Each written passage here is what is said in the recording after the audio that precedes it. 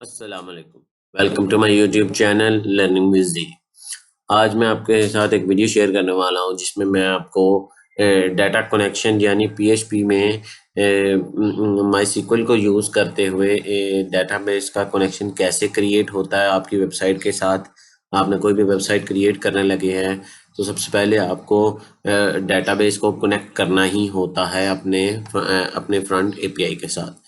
वो कैसे किया जाता है, जैम्प को हम यूज़ कर रहे हैं, ठीक है।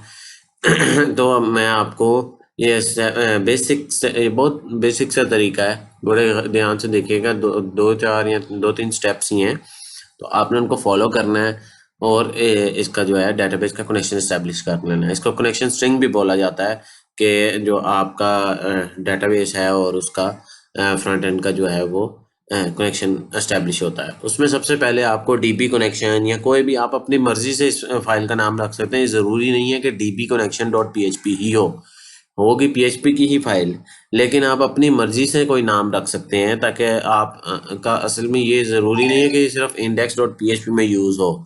ये आपके पूरे के पूरे वेबसाइट के जहाँ भी जिस भी पेज पे आपने डेटाबेस का कनेक्शन एस्टेब्लिश करवाना है, कहीं आपने डाटा आपने शो करवाना है वेब पेज पे, कहीं आपने डाटा से कोई यूज़ करना है लॉगिन करने के लिए, रजिस्टर करने के लिए, डाटा को अपडेट करना है, मॉडिफाई करना है, डिलीट करना है, ट्रांसफॉर्म करना है, कोई टेबल ऐड करना है, कोई नया यूज़र जो है वो ऐड हो रहा है रजिस्ट्रेशन के टाइम, हर पेज के ऊपर जहाँ भी है आप उसको इस डाटाबेस कनेक्शन फाइल को यूज़ करेंगे, ठीक है। ये आप ज़रूरी नहीं है, ये मेरी बात याद रखिएगा, ये जस्ट एन एग्जांपल आपको बताया जा रहा है कि आप एक index dot PHP file create करके उसमें टेबल क्रिएट करेंगे। बेसिकली आपको बताने का मकसद यही है कि कैसे कनेक्शन एस्टेब्लिश होता है, आपको कंफर्म कैसे होगा कि कनेक्शन आपका बन चुका हुआ है, ठीक है। सबसे पहले जो हमने देखना है वो ये देखेंगे कि इसमें जो है वो माईसीक्वल की हमने फ़ाइल क्रिएट करनी है जो डीबी कनेक्शन है, और फिर इंडेक्स की फ़ाइल क्रिएट करनी है। अभी मैं आपको कोड भी दिखाऊंगा। ये इसमें सबसे पहले जो डाटाबेस कनेक्शन होता है उसके अंदर आपने ये डॉलर का साइन देख रहे हैं, डॉलर सर्वर नेम, ये एज इट इज़ इसी तरह यूज़ होगा, ठीक है। आपका सर्वर का नाम क्या है, लोकल होस्ट। अब यहाँ पर मैं कन्फ्यूजन दूर करता जाऊँ, कुछ स्टूडेंट जो है वो लोकल होस्ट को ये समझते हैं कि ये कोई इसका भी इसके बस कोई पोर्ट नंबर होगा या कुछ असाइन होगा। ये एक वेबसाइट की तरह, जैसे आप वेबसाइट खोलते हैं ना google.com, वो किसी सर्वर पे होस्ट हुई हुई है। सर्वर का नेम सर्वर होता है, ठीक है। डीएनएस जिसे बोलते हैं, डोमेन नेम सर्वर्स, ठीक है। वो भी उनका भी कोई इंग्लिश वर्ड में नाम होता है। उसी तरह ये सर्वर का नाम है, इसके इवज आईपी एड्रेस असाइन हुआ हुआ है। वो एग्जाम में क्या असाइन हुआ होता है, 127.0.0.1। वो भी मैं आपको उसके थ्रू भी करके दिखाऊंगा, दोनों के थ्रू करके दिखाऊंगा ताकि आपको ये बात क्लियर हो जाए। अच्छा, उसके बाद आपने का यूज़र नेम लिखा हुआ है रूट। सॉरी, आपने ये चीज़ हमेशा याद रखनी है, जैम्प के अंदर बाय डिफ़ॉल्ट आपका यूज़र जो होता है वो रूट होता है, इसलिए यहाँ पर रूट लिखा गया है। उसके बाद है पासवर्ड। आपका पासवर्ड बाय डिफ़ॉल्ट कोई नहीं होता, आपका आपने कुछ सेट नहीं किया। अगर आप जैम्प की सेटिंग में जाएंगे वहाँ पर आपको मिल जाएगा, आप रूट का पासवर्ड खुद से कस्टम अगर सेट करना चाहते हैं तो कर सकते हैं, बाय डिफ़ॉल्ट कोई पासवर्ड नहीं होता। अच्छा, उसके बाद मैंने लिखा है डेटाबेस, डॉलर के बाद है डेटाबेस, टेस्ट अंडरस्कोर डेटाबेस। इसका मतलब ये है कि आपके डेटाबेस का जो नाम है, एक्चुअली नाम इसके अंदर आएगा, ये डबल कोट के अंदर ही सारा कुछ आएगा। ये सिंटेक्स को आपने बड़े केयरफुली देखना है कि डॉलर का साइन जो है वो शो करता है कि ये एक वेरिएबल है, एक वेरिएबल को असाइन हो रहा है, तो ये उसके अपने ही वेरिएबल हैं बिल्ट इन पीएचपी के, ठीक है। ये हम माईसीक्वल के नहीं लिख रहे, ये हम पीएचपी लिख रहे हैं। अभी मैं इसका कोड प्रॉपर आपको दिखाऊंगा भी, ठीक है। इसके बाद हम आगे चलते हैं। फिर ये CONNN है, ठीक है, सबसे पहली लाइन के अंदर। उसके आगे लिखा है equal to my SQL I connection. अब वो कह रहा है कि ये कनेक्शन एस्टेब्लिश करो उसका सर्वर के नेम को, यूज़र नेम, पासवर्ड और डेटाबेस। उसके बाद अगली लाइन लिखी है इफ़ नॉट, डॉलर का साइन है, फिर CONNN है। इसका मतलब यह है कि अगर वो कनेक्शन एस्टेब्लिश नहीं होता तो डाई लिखा हुआ है, डाई कनेक्शन फेल, उसको फिर कनेक्शन फेल कर दो कि भाई अब ये अभी आपका कनेक्शन नहीं बना, कोई ना कोई इशू है। ये भी मैं सारी चीज़ें आपको टेस्ट करके दिखाऊंगा। अगर मैं अपना जैम्प को बंद करता हूँ या कनेक्शन एस्टेब्लिश नहीं होता या गलत डाटाबेस लिखता हूँ तो फिर क्या होता है, या वो डाटाबेस क्रिएट ही नहीं हुआ उसके अंदर PHP माई एडमिन में, तो फिर क्या होता है। अब इसके बाद हम आगे देखते हैं कि उसके बाद वो ये बेसिकली हम मूव कर गए हैं अब उसमें से इंडेक्स फाइल के अंदर, ठीक है। वो फाइल का DB कनेक्शन का था, वो मैं पूरा भी आपको दिखाता हूँ। पूरी वीडियो आपने देखनी है, आपको समझ आ जाएगी। उसके बाद है टेबल SQL है सबसे पहले, ठीक है। Create table if not exist, ये एक इसमें जो है वो PHP में लिखी जाती है। अगर टेबल एग्जिस्ट नहीं करता तो फिर उसे क्रिएट करो, अगर वो एग्जिस्ट करता है तो फिर वो टेबल को क्रिएट नहीं करेगा, ठीक है। The SQL command create a user table with an ID, name, email and age के साथ आप जो भी उसके एट्रीब्यूट करना चाहते हो, same as it is SQL की क्वेरी। स्लाइड सा सिंटेक्स चेंज है, सिंटेक्स के अंदर जरा गौर कीजिएगा जब मैं आपको कोड दिखाऊंगा। फिर उसके बाद है my SQLi query $con $table, दोनों वेरिएबल्स को हम बाद में यूज़ कर रहे हैं। Run the SQL command and check if the table was, अब हमने बाद में रन करनी है। इंसर्ट की कमांड है, insert into user name, email, age और जो भी आप वेरिएबल ऐड करना चाहते हो, ठीक है। उसके बाद ये आखिर में देखिए माई SQL क्वेरी कौन, अब वो इंसर्ट की क्वेरी को जो है वो हम यूज़ कर रहे हैं। पहले हमने उसे लिखा है, फिर हम उसे नीचे यूज़ कर रहे हैं। Execute the insert query and show the success और एरर। अब एंड पेज के कनेक्शन को हमने क्लोज भी करना है। माई SQLi _क्लोज कनेक्शन जो एस्टेब्लिश हुआ, हमने जो वेरिएबल लिया कौन का, उसको हम क्लोज कर रहे हैं। अच्छा, अब हम आगे चलते हैं। इसको मैं बंद करूंगा। अब मैं आपको कोड दिखाता हूँ कि जो मैं आपको बात कर रहा था। सबसे पहले डिफाइन आपका यूजली लोकल होस्ट ही होता है, ठीक है। सबसे पहले ये चीज़ देखनी है कि आप PHP का कोड कर रहे हो। PHP के कोड को कैसे ओपन होता है, आपने HTML के अंदर देखा था कि HTML के अंदर हम यूं कोई टैग ओपन करते थे, ठीक है। ऐसे ही होता था। यहाँ पर आपने देखा पहले लेस देन का साइन है, फिर डॉलर है और फिर PHP लिखा है। इससे ये उसको पता चल जाता है कंपाइलर को, यहाँ जो आपकी Notepad++ की या नोटपैड की फाइल है या VS कोड आप यूज़ कर रहे हो, कि आप जो है ये कोड अब ये आप PHP का लिखने लगे हो, ठीक है। उसके बाद आपने सबसे पहले सर्वर का नाम दिया, उसके बाद यूज़र नेम रूट दिया, उसके बाद पासवर्ड आपने कोई नहीं देना, मैंने बताया एम्प्टी होता है। XAMPP यूज़ कर रहे हैं, यहाँ एक वैम्प सॉफ्टवेयर भी होता है, ठीक है। अगर आप दोनों में से कोई भी यूज़ कर रहे हैं तो दोनों में बाय डिफ़ॉल्ट जो है पासवर्ड एम्प्टी होता है, आप इसको सेट कर सकते हैं। अच्छा, उसके बाद आप देखिएगा कि हमने डेटाबेस का नाम वही लिखा है test_, ये जस्ट डमी है। यहाँ पर आपने अपने डेटाबेस का नाम लिखना है जो आपने ऑलरेडी क्रिएट किया हुआ है। अच्छा, उसके बाद आगे चलें। कौन, वही चीज़ मैंने आपको बताई जैसे उसके अंदर। और उसके बाद अगर वो कनेक्शन इस्टेब्लिश नहीं होगा तो उसको डाई कर दे। और इसके एंड पे देखिएगा कि टैग एंड पे क्लोज कैसे हुआ है, क्वेश्चन मार्क देन क्लोज। वो question mark PHP less than का साइन है, यहाँ पर क्वेश्चन मार्क ग्रेटर देन का साइन है और क्लोज हो गया। ये आपका DB कनेक्शन की फाइल हो गई। इंडेक्स के फाइल की तरफ आते हैं। इंडेक्स की फाइल के अंदर सबसे पहले इंक्लूड का कीवर्ड मैंने यूज़ किया, ठीक है। इंक्लूड DB connection.php, यानी अब मैं उस फाइल को, DB कनेक्शन की फाइल को इस फाइल के अंदर यूज़ कर रहा हूँ कि ये मेरा कनेक्शन है, ये मेरी कनेक्शन स्ट्रिंग है, डेटाबेस इससे कनेक्ट होगा। ऊपर में लिखा भी है include the database connection file to establish the connection with MySQL के साथ आपका कनेक्शन एस्टैब्लिश हो गया, यानी आपका बैक एंड और API आपके डेटाबेस के साथ जुड़ चुका है, ठीक है। अब आप चल रहे हैं, अगली क्वेरी लिख रहे हैं टेबल SQL create table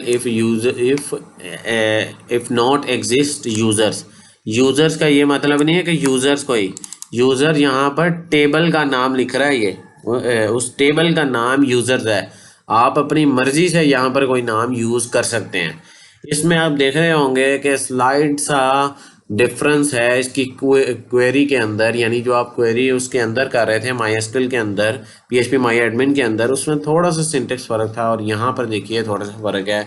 जैसे हम ID ली, ID के बाद हमने लिखा इंट उसकी टाइप ली ऑटो इंक्रीमेंट, यानी ऑटो इंक्रीमेंट होगा जब भी नेक्स्ट वैल्यू ऐड होगी ऑटोमेटिकली इसको वो इंक्रीमेंट कर देगा, यानी सेम नहीं हो सकी।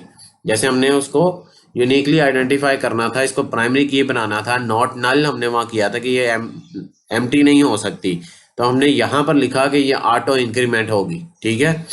उसके बाद नेम वारचार 100 लें, 50 लें, ये आपकी अपनी मर्जी है, जितने मर्जी आप कैरेक्टर यूज़ करना चाहते हैं। ये जस्ट मैंने एक आपको बताने के लिए किया। उसके बाद ईमेल को भी हमने सेम किया और एज को फिर इंटीजर कर लिया।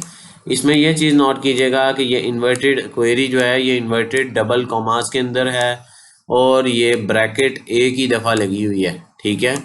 ये चीज़ आपने सिंटेक्स को गौर से देखना है ताकि आप जो है अपना जो है गलती ना करें, मिस्टेक ना करें। अच्छा, उसके बाद हमने उन दोनों वेरिएबल को यूज़ किया। जब वो यूज़ किया तो मैं इको की कमांड आप यूज़ करते हैं स्क्रीन पे कुछ चीज़ आउटपुट दिखाने के लिए। Table user create successfully. अब टेबल यूज़र अगर सक्सेसफुली क्रिएट हो जाएगा तो BR का मतलब आपको पता है कि लाइन ब्रेक, ठीक है। तो अगर वो टेबल सक्सेसफुली क्रिएट हो जाएगा तो टेबल उसका नाम जो आप अपनी मर्जी से नाम देंगे वो अपने यहाँ नाम लिखेंगे। अगर नाम नहीं लिखना चाहते तो यहाँ ये एक वो आउटपुट है, एज इट इज इस टेक्स्ट ने वहाँ पर प्रिंट हो जाना है। इसने ये नहीं है कि उसने देखना है कि कौन सा टेबल है, डज नॉट नो कि ये कौन सा टेबल है, ठीक है। ये आपका वो नाम है, अपनी मर्जी से आप लिखना चाहते हैं नहीं लिखना चाहते। अगर वो नहीं होगा, अगर वो क्रिएट नहीं होगा तो एरर क्रिएटिंग टेबल, कौन सा माई कनेक्शन जो है वो एस्टेब्लिश नहीं हुआ, एरर शो कराएगा स्क्रीन के ऊपर, ठीक है।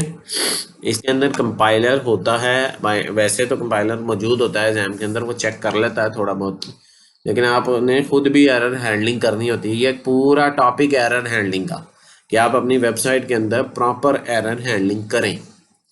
इसके अंदर बहुत सारी चीज़ें होती हैं, आप उसको खुद से भी एक्सप्लोर कर सकते हैं। इंशाल्लाह मैं एक वीडियो आपके लिए पूरी एरर हैंडलिंग के ऊपर भी बनाऊंगा। अच्छा, उसके बाद है डिफाइन एसक्यूएल क्वेरी। अब हमने एसक्यूएल क्वेरी बनाई जो कि इंसर्ट कर रही है, आप देखें डबल कोटेशन में आ गई, ठीक है। डबल कोटेशन में क्वेरी आ गई और उसके बाद ये आपने देखा कि पूरी क्वेरी जो है वो लिखी है हमने, insert into users name email age, उसके बाद वैल्यूज़, वैल्यू सबसे पहले ये, फिर उसके बाद कोमा। आप एसक्यूएल में नोट करिएगा कि यहाँ पर हम कोमा यूज़ नहीं कर रहे थे, ठीक है। ये क्वेरी क्लोज हुई, उसके बाद हमने सेमी कॉलन लगा दिया। वहाँ पर थोड़ा सा डिफरेंस था, आपको समझ आ जाएगी, जो देख रहे होंगे यूज़र जिन्होंने वो यूज़ की होगी उनको ये समझ आ जाएगी। आप अपनी मर्ज़ी से कोई लिखना चाहते हैं अपनी मर्ज़ी से लिखिए, ये जस्ट एक डमी है आपको समझाने के लिए कि पहले उसने नेम है, फिर ईमेल है, फिर उसके बाद एज है। जितने आपके वेरिएबल होंगे आप कोमा डाल के उतने वेरिएबल लिखते जाइएगा। अच्छा, इसमें एक और चीज़ भी आप डिफरेंस महसूस कर रहे होंगे कि जो नाम लिखा हुआ है वो ये कॉमे के अंदर है, ईमेल एड्रेस भी कॉमे में है, और जो एज लिख रहे हैं वो सिंपल उसको कॉमर्स में नहीं किया हुआ, वो इंटीजर है। टेक्स्ट वारचार जो भी हम लेते हैं ये इसमें सिंटेक्स में आपको वो कॉमे के अंदर ही लिखना होता है उनको, ठीक है। एक होते हैं डबल कोटेशन, ये सिंगल कोटेशन है, ठीक है। उसके बाद आपने कॉमा डालना होता है ये सिंगल कोटेशन के दरमियान में, ठीक है। उसके बाद एग्जीक्यूट की क्वेरी के हम इंसर्ट की क्वेरी एग्जीक्यूट कर रहे हैं तो उसका आउटपुट 5 रिकॉर्ड इंसर्टेड सक्सेसफुली लिख दो, नहीं तो error inserted, error inserting records error आ रहा है, ठीक है। तो उसके बाद अपना कनेक्शन क्लोज कर दो, बस ये इतनी सी बात आपने लिखनी है टू टेस्ट के आप का डेटाबेस का कनेक्शन इस्टेब्लिश हुआ या नहीं हुआ, ठीक है। आए हम चलते हैं उसकी तरफ के हम देखते हैं कि ये जब क्वेरी हम रन करते हैं उसको रन करने से पहले मैं आपको बता दूं कि आपका पास ये आपकी जो होम डायरेक्टरी है htdocs, उसके अंदर मैंने एक फ़ोल्डर क्रिएट किया टेस्ट के नाम से। मल्टीपल पहले भी मौजूद है मेरे जो मैं काम करता रहता हूँ जिन पे। उसके बाद टेस्ट के अंदर मैंने ये दोनों फाइलें रखी हैं, डीबी कनेक्शन के नाम से फाइल है एक, और एक इंडेक्स के नाम से फाइल है। दोनों मैंने जूम करके आपको दिखाया है, दोनों यहाँ पर ये दोनों फाइल्स यहीं पर पड़ी हुई हैं, ठीक है। आइए अब हम चलते हैं उसकी तरफ। ये मैंने ओपन किया हुआ है अपना PHP माई एडमिन, लेकिन यहाँ पर आप लेफ्ट साइड पे देख रहे होंगे कि मैंने डाटाबेस अभी क्रिएट नहीं की हुई, इस नाम की डाटाबेस नहीं है और डाटाबेसेस मौजूद हैं। और PHP माई एडमिन को मैंने दोनों से ओपन किया। मैंने जैसे बताया था कुछ स्टूडेंट्स को ये कन्फ्यूजन भी हो रही थी और होते भी है ये नॉर्मली कि यहाँ पर कंफ्यूजन के अलावा ये ऐसे भी होता है कि ये आपका जो जब आप एंटर करते हैं लोकल होस्ट स्लैश PHP माई एडमिन या लोकल होस्ट एंटर करते हैं तो वो ओपन नहीं करता। तो उसका एक अल्टरनेट वे ये है कि आप 127.0.0.1/PHP लिखेंगे। इसके स्टार्ट में अगर आप HTTPS लिखना चाहते हैं लिख दें, लेकिन ये मेक श्योर कर लीजिएगा आपके स्पेस ना आ रही हो। कई स्टूडेंट्स मिस्टेक करते हैं कि वो जब आप HTTP लिखते हैं ना उसके बाद वो ये स्पेस दे देता है या इससे पहले स्पेस दे देता है। वो काफ़ी स्टूडेंट्स को ये इशू आ जाता है कि वो उसको एक सर्च बना के गूगल पे सर्च कर देता है। यहाँ आप लोकल होस्ट लिखते हो या IP एड्रेस के बाद लोकल होस्ट लिख रहे होते हो तो वो उसको सर्च बना देता है। सर्च करना लग पड़ता है गूगल पे जाके, सर्च नहीं करना। ये आपका IP एड्रेस ही आपका का मतलब यही है कि ये लोकल होस्ट जो आपका सर्वर नेम है, लोकल आपके जैसे लोकल सर्वर का नाम है ये लोकल होस्ट, उसको नाम असाइन किया गया, उसके इवज IP एड्रेस है वो। ठीक है, इसी तरह मैंने ये भी लिख के भी रखा हुआ है 127। मैं इसको भी टेस्ट को भी इसी के थ्रू ओपन करूँगा। अच्छा, पहले हम जो है इसको ओपन कर लेते हैं। अभी हमने डेटाबेस क्रिएट नहीं किया हुआ। मैं इसको एंटर दबाऊँगा तो हम इसको प्रोसीड करते हैं। उसने एरर दे दिया है कि अननोन डेटाबेस। इस एरर को रीड करना आना चाहिए आपको। मुख्तलिफ किस्म के एरर्स आते हैं, एरर को रीड करना आना चाहिए। वो कहता है फैटल एरर अनकॉट, यानी उसने कहा है कि कोई एक्सेप्शन रेज हुई है कि ऐसा डेटाबेस का नाम कोई नहीं है उसके अंदर, उसको ऐसा नहीं मिला। ठीक है, अब वो ये सारी चीज़ें वो बता भी रहा है कि ऑन लाइन 15 के ऊपर कोई मसला होगा। मसला कोई नहीं है, बस वो लाइन 15 कौन सी बनती है आपकी, लाइन 15 बनती है। वो बेसिकली इसी को ही कहना चाह रहा है कि इस नाम का कोई डेटाबेस वहाँ मौजूद नहीं है। इसलिए ये कनेक्शन जो इस्टेब्लिश करना चाह रहे हैं ये तीनों वेरीफाई हो रहे हैं, लेकिन ये वेरीफाई नहीं हो रहा। आए हम इस नाम का डेटाबेस ही क्रिएट कर लेते हैं, सेम एज इट इज़। इसको कॉपी कर लेते हैं यहाँ से ताकि हमारे स्पेलिंग में कोई मिस्टेक ना आए।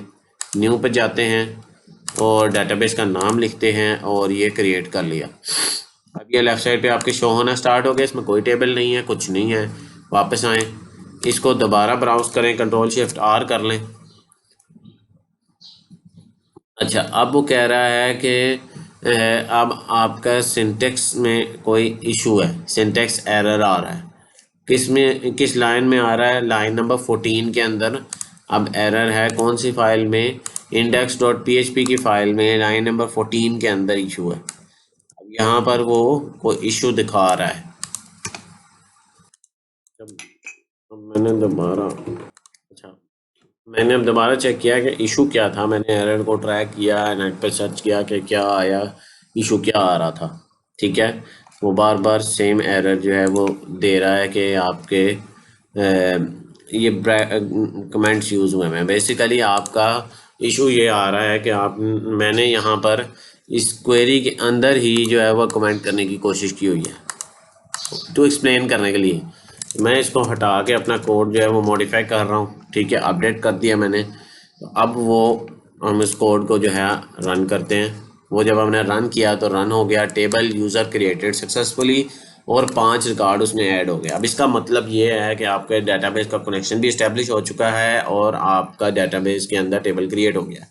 अब आइए हम देखते हैं कि यहाँ पर हम इसे वाकई ही अपडेट हो गया। ये देखें, इस टेस्ट अंडरस्कोर डेटाबेस के अंदर यूज़र्स के टेबल के अंदर आपका जो रिकॉर्ड था वो एंटर हो चुका है। आप किसी को यहाँ मॉडिफाई करना चाहते हैं, कुछ भी करना चाहते हैं, ईच एंड एवरीथिंग यहाँ पर अब आपके सारे प्रिविलेजेस के साथ ये टेबल क्रिएट हो चुका हुआ है। ठीक है, ये अब अगर फॉर एग्जांपल हम इसे दोबारा रन करते हैं तो क्या होगा? दोबारा रन करने से कुछ भी नहीं हो रहा, सेम एज इट इज़ आ रहा है, क्योंकि वो ऑलरेडी उसने क्वेरी के स्टार्ट में क्या कहा था, इफ़ एग्जिस्टेड, वो उसको ऐड करता ही जा रहा है इंसर्ट को। ऑटो इंक्रीमेंट था और इफ़ एग्जिस्टेड वो एरर नहीं देगा, वो उसको क्रिएट। जितनी बार मैंने इसको रिफ्रेश पे क्लिक किया है उसने टेबल यूज़र क्रिएटेड सक्सेसफुली का मैसेज दिया, क्योंकि वो ऑलरेडी क्रिएटेड है। उसने उसको ही हमने उसमें असाइन किया हुआ है कि वो उसी को ही आउटपुट दे। ठीक है, अगर वो एग्जिस्ट करता है नहीं करता, अगर कनेक्शन इस्टेब्लिश हुआ है, उसका इस्टेब्लिश हो रहा है, तो टेबल यूज़र क्रिएटेड सक्सेसफुली और उसकी वैल्यूज़ को इंसर्ट करता जाए। 5 रिकॉर्ड जब इंसर्ट करता जाए, आप रिफ्रेश करके देखें वो इंसर्ट होते चले जा रहे हैं, क्वेरी चलती चली जा रही है और वो अगले पेजेस पर जा चुका हुआ काम, पेज ज़्यादा, एक से ज़्यादा क्रिएट हो चुके हैं। ठीक है, तो ये आपको उसने वही सेम डाटे को बार बार डाल रहा है, और ऑटो इंक्रीमेंट का यही फ़ायदा है कि वो ऑटोमेटिकली इंक्रीमेंट करता चला जा रहा है और वो वैल्यूज़ बीच में इंसर्ट करता जा रहा है। अब ये एक मैंने ये चीज़ आपको दिखाई कि आईपी बेस हम जो है इसे यूज़ कर सकते हैं। अब फॉर एग्जांपल हम चाहते हैं कि हम अपना जो है वो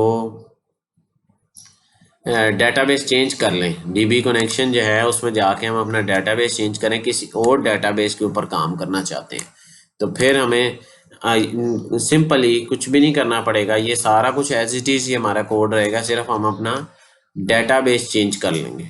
ठीक है, यहाँ पर डीबी कनेक्शन फाइल के अंदर हम डेटाबेस टेस्ट की जगह हम डेटाबेस 1 कर लेते हैं। ठीक है, और यहाँ पर हम आके एक न्यू डेटाबेस क्रिएट कर लेते हैं, इसी नाम का डेटाबेस 1 के नाम से क्रिएट करते हैं। और अब हम इस बार इसको लोकल होस्ट अंडरस्कोर टेस्ट से ब्राउज करेंगे, उसकी आईपी एड्रेस से नहीं करेंगे। ठीक है, हमने उसको ब्राउज किया और same as it is user का टेबल क्रिएट हो गया। अब यूज़र का टेबल का क्रिएट कहाँ होना चाहिए, डेटाबेस 1 के अंदर, डेटाबेस 1 के अंदर वो टेबल क्रिएट। इसका मतलब ये है कि आपके ना सिर्फ आपका डेटाबेस जो है वो सर्वर एक्टिवली काम कर रहा है, साथ में आपका जो है डेटाबेस का कनेक्शन भी प्रॉपरली एस्टेब्लिश हो चुका है। अब देखिए मैंने क्या किया कि मैंने अपने माईसीक्वल को जो सर्वर था स्टार्ट हुआ, मैंने उसे स्टॉप किया और दोबारा वही काम करने की कोशिश की है। The no connection could be made because the target machine actively refuse it in, यानी आपके डीबी कनेक्शन फाइल के अंदर जो हमने लोकल होस्ट और रूट यूज़र यूज़ किया है उसको साथ वो नहीं काम कर रहा क्योंकि सर्वर आपका बंद है इस टाइम पे। अब हम उस सर्वर को स्टार्ट करते हैं दोबारा देखने के लिए। अब सर्वर को स्टार्ट किया और मैंने रिफ़्रेश किया तो वो दोबारा से चल पड़ा। अब हम ये काम करते हैं कि हम अपाची का सर्वर बंद कर देते हैं और हम इसको करने की कोशिश करते हैं कि क्या डेटाबेस में अपडेट होता है, कुछ नहीं होगा क्योंकि आपका वेब सर्वर बंद है। इसका मतलब ये है कि आप का जब आपके वो index.php की फ़ाइल ही रन नहीं हुई, जब वो रन ही नहीं हुई तो वो डेटाबेस में कनेक्शन उसका फिर भी इस्टेब्लिश नहीं हो सकता। इसका मतलब ये है कि दोनों सर्वर्स को का चलना ज़रूरी है। जब तक दोनों सर्वर नहीं चलेंगे आपका जो है वो काम नहीं होगा। आप यहाँ के देख सकते हैं कि यूज़र के टेबल में हमने इससे पहले एक दफ़ा रन किया था, तो वो देखें कि आपका वो उसने अब तो ये भी सर्वर बंद कर दिया, वो क्योंकि उसका कनेक्शन ही उसका इस्टेब्लिश नहीं हो रहा। वैसे तो इसको चलना चाहिए, तो कोशिश कर रहा है बार बार, जब रिफ़्रेश कर रहा है तो इसका मतलब ये है कि वो अटेम्प्ट कर रहा है लेकिन वो इसको भी चलने नहीं दे रहा।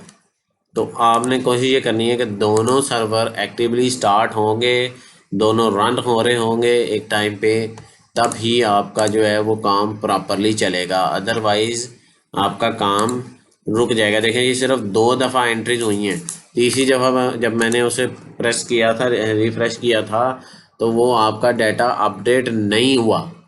ठीक है, तो ये इस तरह की एक्सपेरिमेंट ज़रूर किया करें, अपने पास ट्राई ज़रूर किया करें। ट्राई अगेन करके ही आप सीखेंगे। आप ये अगर इस तरह कह लें कि आप 1-2 बार ट्राइज करके या कोई इशू आ गया उसको कैसे हैंडल करना है, इशू है एरर हैंडलिंग, प्रॉब्लम को सॉल्विंग, ये एक पूरी एक फील्ड है जिस पे हम जो सारी आपने इसके अंदर प्रोग्रामिंग के अंदर करनी होती है। ठीक है, अब मुझे इजाज़त दीजिए। मेरी वीडियो काफ़ी वैसे लंबी हो गई लेकिन मेरे बनाने का मकसद यही था कि स्टूडेंट्स को ये बेहतर रंग में ये चीज़ समझ आ जाए कि बेसिकली कनेक्शन सही डेटाबेस कनेक्शन कैसे पीएचपी में पीएचपी और माईसीक्वल को यूज़ करके कैसे बनाया जाता है। मेरी वीडियो अगर पसंद आई तो मेरे चैनल को सब्सक्राइब करें, मेरी वीडियो को लाइक करें, ज़्यादा से ज़्यादा स्टूडेंट के साथ शेयर करें ताकि वे इससे फ़ायदा उठा सकें। मिलते हैं अगली वीडियो में, तब तक के लिए अल्लाह हाफिज़, अस्सलाम वालेकुम।